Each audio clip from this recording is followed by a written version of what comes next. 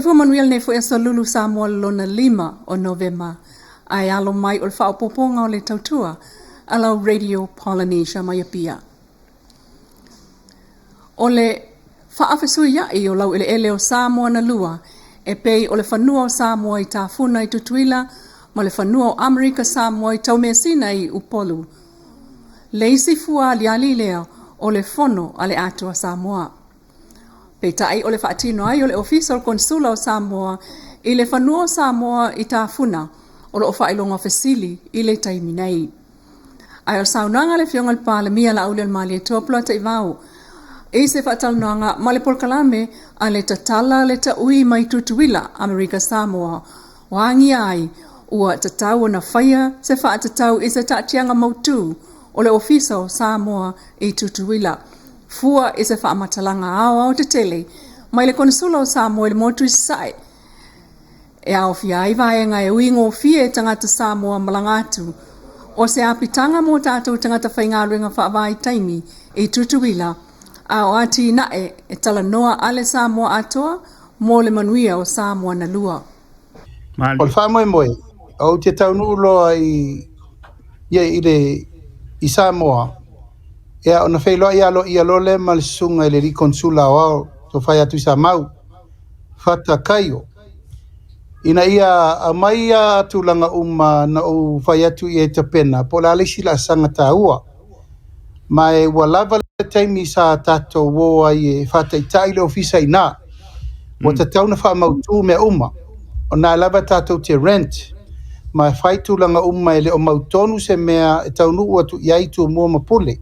Mai o te telefonu ua maea na foa i mai e le malo Amerika Samoa le whanua nai i tafuna. O se tūlanga le lei wa tauna wha mautu le leile ofisa. Wa ta tau foi na whaise me whai mato ainga o le atunu ul malangatu.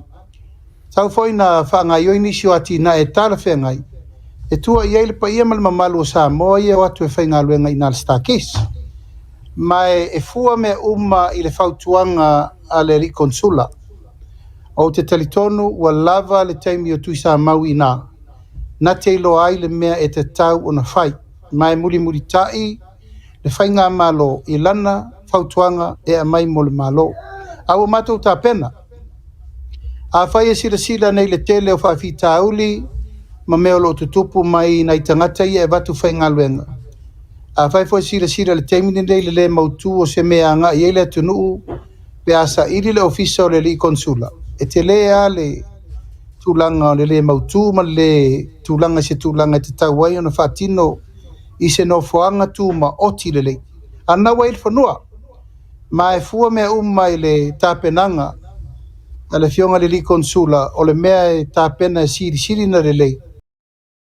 Inisio tala, to e lua aso tāpuni ia le saininga 5, le olo ofa ata amilo nei i lungo so ta inga tele vave le so fitu o Novema lo o 5 le freile nei. O le saininga 5 po le petition e langolango ai le talo sanga le ua amata mea ai le fionga a anai afa anai New Zealand e talo sanga i se tō manga e whaingofi ai o na ulufale tangata atu motua siasi i New Zealand. Nai lo le tau talo sanga o se visa siasi. O le talo sanga petition ua taamilo ai nei e o mai i le taimi o tātou tala ua tolu se fuluafe fitu se la wivas fu tolu saini wa iai. O le talo sanga ia tutusa le whainga o tangata atu motua iai fiti, Samoa, Solomona, Tonga, Tuvalu, ma Vanuatu. E pe o le whainga o isi e tunu o e siliele ono sifulu lalangi o lo o ngava ai visa siasi i New Zealand. O lo maana tua i le talo sanga le nei. Le valalato o tumotu ma New Zealand i taimi o taua. E pe o nga solo atu ai i le vai tau o le awhi vasalau whaasifulu. Na fisoswani atu ai i tumotu i le Pasifika ati na e New Zealand. Ai o mai i le taimi o le oso whainga ale malo New Zealand le awhi vasalau fitu sifulu le dawn rates mo tangata overstayers. Sa tau la i lava le sa ili ngā New Zealand i tangata Pasifika. Ai mawana i suenga e to ala iti tangata Pasifika e sa pa u iai le mamafa o whaasalanga. Ma o se tū whaailonga lanu i tangata Pasifika ua tau ia o na whaamuta. Wa afuai le talo sanga le nei ina ia maua tangata Pasifika sa whaamonianga e pei o le maua o le visa siasi i le taimi e tūlau ele ai New Zealand peitai. Na whaaftai al Palmia la au le mali tōpla te vao le āmata mea wa iei nei. Ale fionga anae afa anae.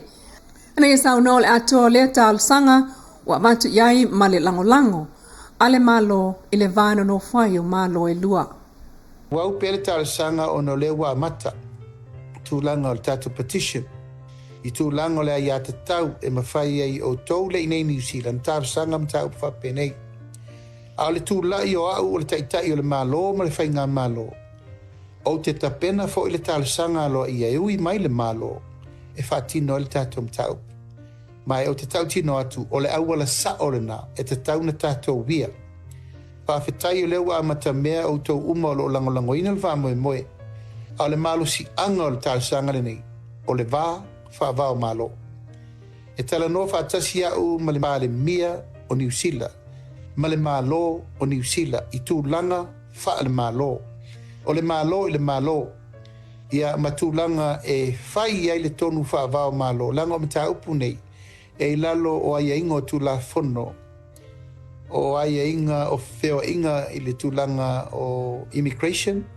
Me se fo le foreign affairs. Tūlanga i le wha malo. O lo iei tula fono i puipui ai le malo o New Zealand.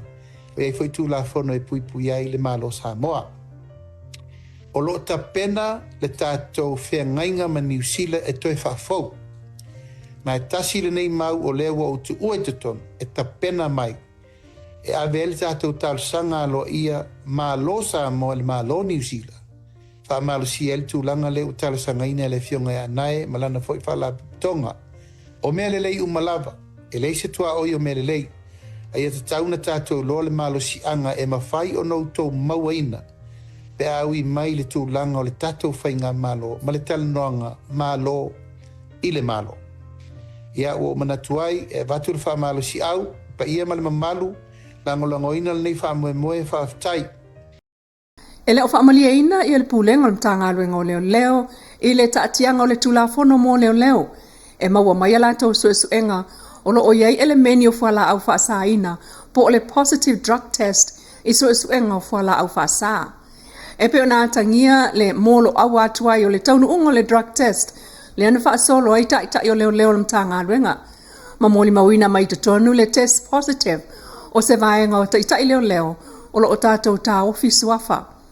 Ai le saunuanga le whionga le komsina, mo le teimi nei o le mtanga aluenga o leo mfalpuipui, le sunga afamasanga le atawa Samuelu, ua taati ai nei ia le whainga whaavae, e whai ai e le whale su e wha scientisi e Samoa le SROS, drug tester leo, e random pefe Hawaii. Peitai. E le o yeise tulafono e ta ua o le Police Service Act ma le Police Regulation e whaatonton wai a mi o tawaloa e ta tawana manino ai se ta iala. I le la sanga e o yeise leo FOU ma leo o lo o whai ngā adwenga whaatau ise ai ngā mautinoa. Ai o se whaasalanga e whaia iai pe a test positive. Tano afamsanga e tau na manino se ta iala. Mo le au whai ngā luenga po leo whaato auru whale. Ma se tuunga po se whaatatau e au na whaia iai lato e test positive. O le melena e tatawai o na manino. Na ilo na o aia inga ma whaatonunga policy ma directives. E sili ato na malosi pe aiai ia se whainga whaatula fono. E whaatula fono inai le whaasalanga mo leo e maua mai ala tau teste positive po o lo mawai ele menu whala au whaasaina.